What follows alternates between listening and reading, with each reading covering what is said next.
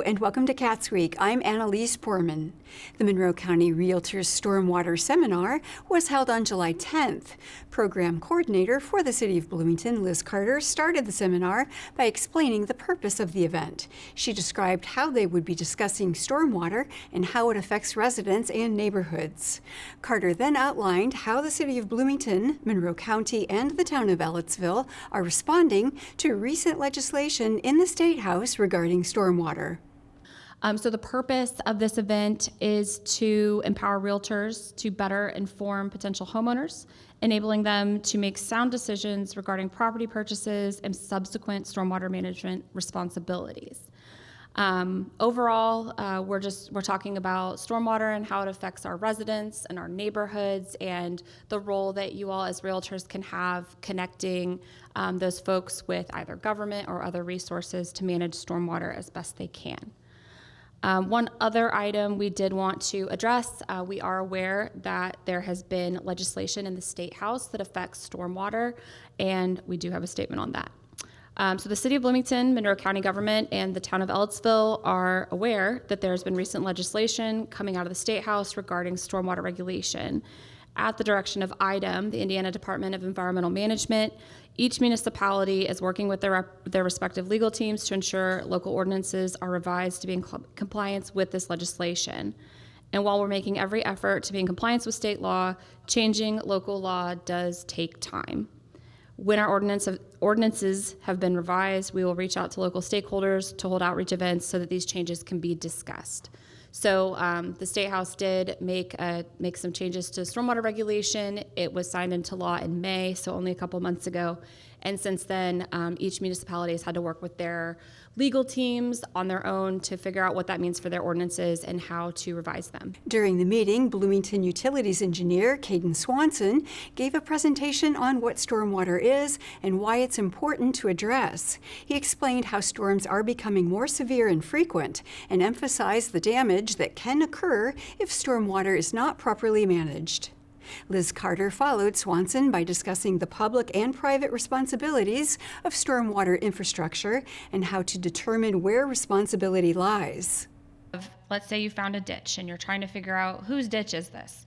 So there's quite a few places that you could look. I'll just walk you through my process. When I get a call that says this isn't working, can you come look? First, we will probably go to Beacon, which used to be Elevate, or our own internal GIS to look at properties. Is this on private property? Is it on public property? Apparently also the Monroe County government is ahead of the City of Bloomington. They have a public-facing map that covers all the storm infrastructure in their jurisdiction and will tell you if you click on a ditch, a pond, an inlet, is this a governmental owned piece of infrastructure or is it private? We have an internal one that has not yet been made public, maybe one day for the city. You can also look at recorded documents at the courthouse, deeds, plats, surveys, kind of everything Brian has talked about. And then there's also operation and maintenance manuals that could be recorded with your deed or plat. I will talk about those in a moment. And then finally, if you have done all this research on your own and you can't figure out whose ditch this is, you can call either county government, city government, or town of Ellettsville government, who is represented today as well, and you can just ask us, and hopefully we can find out. Following the presentations, the seminar moved on to a panel discussion. One citizen asked about stormwater rates and how those rates are assessed. Carter explained the city's rates and how they are calculated. The City of Bloomington's stormwater rate for residential properties is a set fee regardless of size of residential properties. When we get into commercial properties, multifamily properties, etc., it is calculated based on the impervious surface, so the surfaces that do not absorb water, buildings, asphalt, all that kind of stuff. It's calculated based on those impervious surfaces, and that's set when anytime something new is built, we calculate that out based off the plans, and that's what their rate is. So for commercial, multifamily, industrial, any use that isn't single family, it is based on impervious surface. I will also say the city's stormwater rates have not changed in a very long time. Kelsey, when did you come in? 2019? So the last time our rates changed were 2019. There's a strong possibility we'll have a new rate case in the next couple of years to change how we assess those rates, because obviously it's not perfect. Carter then addressed a question about regional detention plans. Yes, that is something that we're working on. We have a couple smaller projects that should be coming forward here soon. We have a little bit of regional detention being built in the Waterman neighborhood. It's not going to be very large, because what we're constrained within the city, like within city limits, is property. Like, we don't have a whole lot of opportunities to build regional detention, because obviously if we're trying to capture water on a regional level, we're talking a large volume. Caden is working with the Parks Department right now to build something in the Winslow Sports Complex, because those neighborhoods over there have some drainage issues. We're always looking at opportunities for regional detention. The big barriers for us is cost of land is extremely expensive, which is why where we can, we try to partner with the Parks Department and say, hey, you've already got all this land. In a lot of cases, it's in floodplain, Switchyard Park, Goat Farm, now Rogers Family Park. So they tend to get park properties because they're in areas with drainage issues, because no one can build there, right? So we are trying to partner with parks where we can. We are looking at opportunities throughout the city as we can, but it just comes down to availability of land, expensive land. But it is something that is an ongoing mission for our stormwater program. Other experts at the seminar explained that anyone can contact MS4 staff members and ask them directly about an area's history of drainage issues or other stormwater-related concerns. The Monroe County Commissioners met on July 10th. During the meeting, the Department of Health reported that they are currently monitoring a new variant of COVID-19 that has started to surface. The variant, known as XFG or Stratus, is known to generate symptoms that tend to be mild to moderate. Lori Kelly reminded everyone of the availability of free COVID tests as well as vaccines through the county's health department. Good morning, Commissioners. As of June 28th, COVID wastewater concentrations are very low, according to the CDC. We are monitoring a new COVID variant known as XFG. This could also be referred to as Stratus. So one of the most common symptoms includes scratchy or raspy voice. It does not appear to cause more severe illness, and symptoms tend to be mild to moderate. We do still have free COVID tests available. Individuals can walk in Monday through Friday from 8 a.m. to 4 p.m. to receive those tests. And our public health clinic has vaccines available for all ages. You can call 812-353-3244 for an appointment. During a proposal for a contract with B&L IT Services for the maintenance and testing of election services and hardware, Commissioner Lee Jones had a concern over the use of subcontractors. Jones noted that subcontractors hired by B&L IT Services do not undergo background checks and have shown an unwillingness to have their records looked up. She stated that she had concerns that they were left alone with election equipment with no oversight. B&L IT co-owner Bob White stepped in over a call to reassure the commissioners. First, the understanding is none of the subcontractors have access to the equipment alone at the same time. The only people that have access to the equipment are myself and Kylie and the clerk's office. None of the subcontractors come into work unless I am present. And typically it is in a group. We typically work after hours or when there's more room for us to do that because our equipment room's a little crowded. So nobody is there by themselves. The other thing is part of the service that we get from HART is they do the programming on the equipment.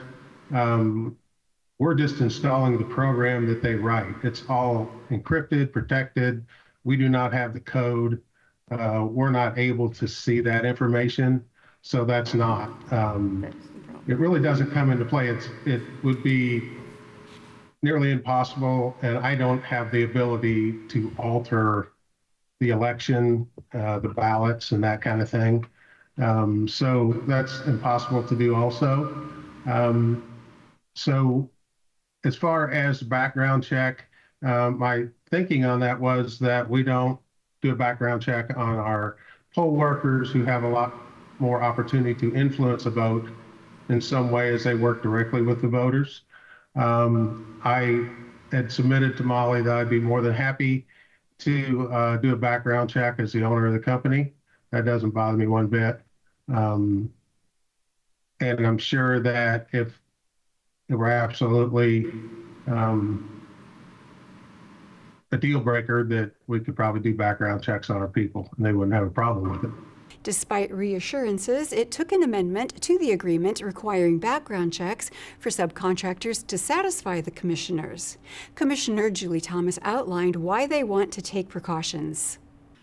Yeah, I think it's just because this is about the election and election security and doing everything we can to assure the public that their vote will count when the time comes, and that there can be no question, right? We don't want this coming back in May of next year, June of next year, fall of 2026, and somebody goes, oh, I don't think that election, because now it's been raised, right? This issue's been raised. That somebody will come back and say, I think these machines were tampered with, or I think this happened. So at this point, it's now in the public domain that you don't want to have your subcontractors, they're not your employees. If they were your employees, I think I would feel differently about it. But subcontractors are subcontractors, and they come and go. And that's the beauty of a subcontractor as a business owner. But as county government, I worry that the public will perceive this as a potential gap in election security. And I really, I implore you to please reconsider this, because we can get this added to the contract and do an approval today, if you're willing, with that modification. But I just don't see how I can support this. Because I would feel terrible if something happened and I said, well, we got assurances that it's okay, or I don't want to go to the expense. The amended proposal for the contract passed unanimously. The Monroe County Commissioners will meet again on July 17th. The Richland Bean Blossom School Board met on July 8th and discussed a preliminary determination meeting surrounding a proposed school project. Superintendent Dr. Jerry Sanders explained the intention of the project. The project will serve to provide a better educational opportunity for Edgewood students across the campus by providing elements of effective and positive educational environment, which includes students and staff must feel safe. Students and staff must feel positive about their learning environment. Students and students must be actively engaged. The proposed project includes various additions, repairs, and renovations to Edgewood High School, including a remodeled roof, construction of additional classrooms, and repairs to the parking lot and tennis courts. Edgewood Junior High, Primary, and Intermediate School would receive similar upgrades during the project. An underwriter from Stifel Investment Banking Company presented a potential payment plan for the project, sharing the expected burden that it would have on local taxpayers. More than likely with a project this big, we're probably going to do it in multiple issues, and that does help some of this picture as we move forward. And the plan is, as of right now, to keep your tax rate or your tax levy flat throughout the project. So then that would not be an increase to the tax. The Richland Bean Blossom School Board will meet again in August. At the Monroe County Council meeting on July 8th, council members heard a request from the Monroe County Commissioners to sign a letter intended for the state legislature. The council discussed the proposal, but ultimately did not put it to a vote.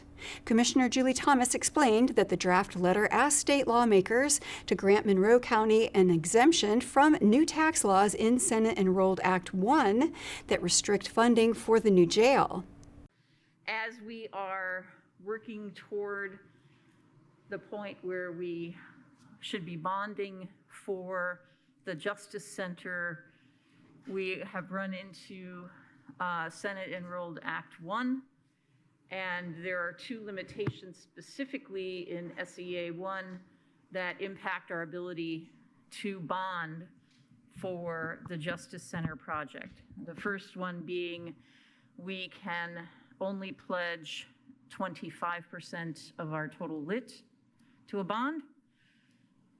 And the second being the requirement that lit is reappropriated annually by the council, which is something that the bond market is not going to feel great about. And it puts a lot of question marks over the ability to bond if you're relying on a council year after year to create that. So what we've created here is a brief letter outlining the situation for Indiana state legislators and asking them to either allow us to exceed the 25% limit on lit pledge to a bond, or the less popular but also effective solution of a special purpose tax, which would get us to the same place we are now. County Council members raised concerns about the hastiness of the process since the public had yet to have the chance to read the letter and give feedback. Additionally, it was noted that the next state legislative session does not start until January.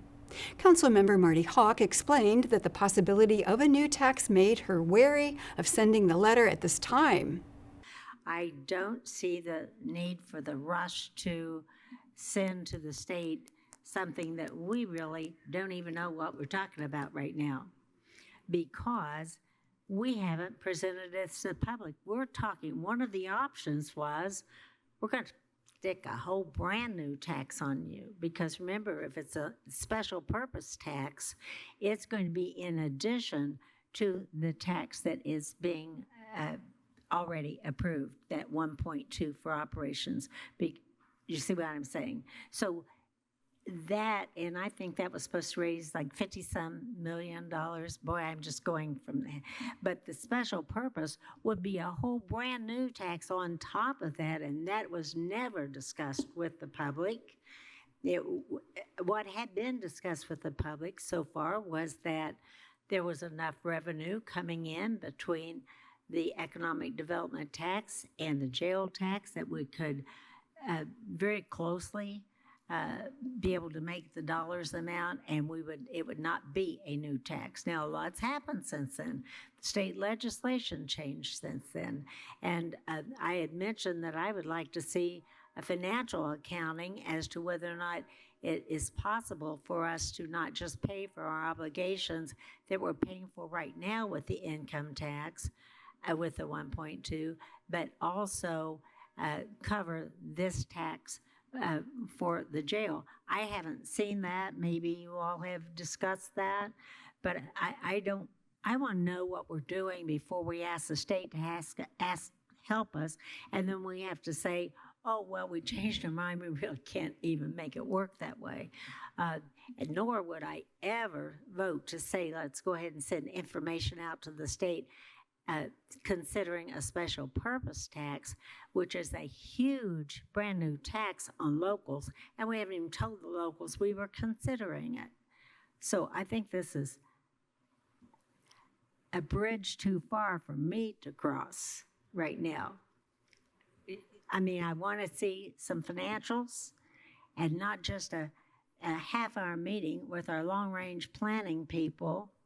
And I appreciate all that that we're asked to do, but that is too much. We were given a lot of information at that last meeting, and it was just sort of try to come up with the right questions. Not sure we had the right question, but we're a long way away from asking the state to help us one direction or the other, because I don't think that we know ourselves. We haven't told the public yet what their options are for them to come and say, do it or don't do it. So in addition to which, I haven't heard any reduction in the square foot of the proposed building, because we're not going to have as many courts. So one would think we'd save some money there, but we've got a long way to go. And I'm not prepared to say that I would put a brand new tax on taxpayers. Commissioner Thomas defended the speed of the process, saying that it's better for lawmakers to see the letter as early as possible so that they can review options. Doing this does not preclude us from coordinating with them. And if in the future we are signing a joint letter or something like that, that's fine too. Doesn't hurt. And it doesn't mean you can't do it. But the problem is if you postpone waiting for the ideal moment will have passed. And this is about information and communication. And I don't think many legislators understand what we're up against, and unless they are represent a county that is similarly situated. The council then heard a request from the health department to appropriate more than $422,000 to move 15 positions to a separate fund in order to maintain services for tobacco prevention in the community. Health Department Director Lori Kelly gave background information on the request. So the request is to move these positions to 1159, our local county funding, due to legislative changes that have recently occurred, that we can no longer use Health First Indiana funds for tobacco prevention and cessation, and that funds may only be used for Indiana residents who are citizens of the United States. Councilmember Hawk expressed her concerns about the financial implications of locally funding the program when surrounding counties may choose not to. But what I'm seeing is that if the other counties follow the direction from the state that says this is how the money can be used, and if the other counties say we're not going to put our grant dollars in jeopardy by not following what they're saying to the letter, then will not some of, as we've seen in other instances, perhaps some of that population moving here to receive assistance in some fund? I don't know. Those are just some questions I've had, that because clearly from our packet, it makes it clear we want to do a workaround what the state has said. As I said to someone earlier today, it's like if I tell you here's X number of dollars and I want you to go buy a Chevy and they go buy a Ford instead, I might think that somebody didn't honor what I gave them the dollar for. I'm not saying they're right in what they have done. I'm just saying I hope we're not putting dollars also in jeopardy. I don't know what the answer is. I'm sorry that you folks have to vote for it. I expect you will. I don't have the answers, and so I won't. Despite concerns, the motion passed 6-1. Finally, during council member reports, Jennifer Crossley commented on the lack of local press coverage, stating that coverage can be improved if news organizations focus less on government meetings and more on local tragedies, noting the recent loss of a 14-year-old in the community. There is a life that was lost, a young soul that was lost, and I don't really want to speak too much of it, but I just saw from some of the social media posts that it doesn't seem that it was, it might be due to neglect. Again, I don't know, and I don't really want to speculate because I don't have all the information. But it also goes to show that sometimes the coverage that we have is not good. I know that we have, Mr. Askins here that does a lot with what he can with the small team that he has, and we definitely appreciate his footage. But to those that are on teams that, are of other news organizations here in town, instead of sometimes maybe griping on some of the things that we kind of bicker about in the county and city, maybe a few weeks later after that happened, I really hope that we can shine a light on this particular incident that happened, because this is a child, and it would be really nice to figure out what else has happened. So again, I really hope that we can have better coverage. And I look to those that are on those that can do that. The next meeting of the Monroe County Council is scheduled for July 22nd. And that is all for CATSweek. Thank you for joining us. For CATS and WFHB, I'm Annalise Poorman.